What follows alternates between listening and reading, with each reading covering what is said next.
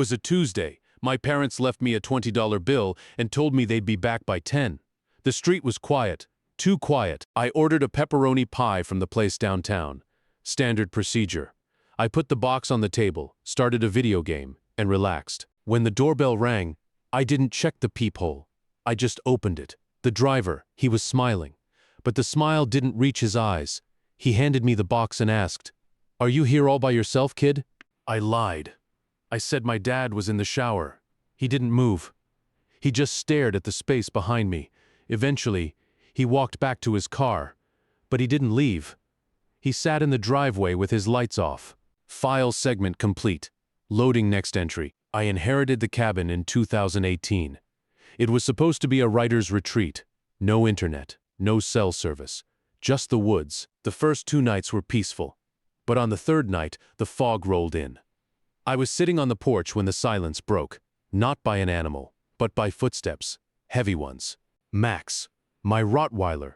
He never barked at deer, but he stood up, hackles raised, and let out a growl that shook his whole body.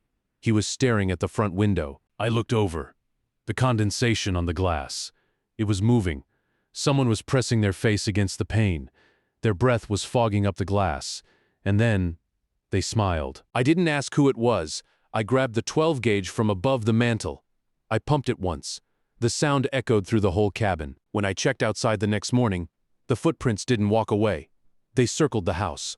Over, and over, and over. Loading final testimony. Corruption detected in Sector 4. Proceed with caution. We stopped at a diner off Route 9 before heading up to the rental. The waitress warned us about the area.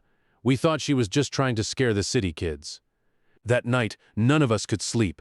We all felt it, the feeling of being watched. At 3:33 a.m., the power cut. I used my phone flashlight to check the breaker box in the hallway. That's when I saw him, standing in the corner of the kitchen, facing the wall. He was naked, covered in mud. He was swaying back and forth, humming a nursery rhyme. I tried to dial 911, but the signal was dead. Then, he stopped humming, and he turned around. We ran. We didn't stop running until we hit the main road. End of log. Secure your doors. Sector 506, signing off.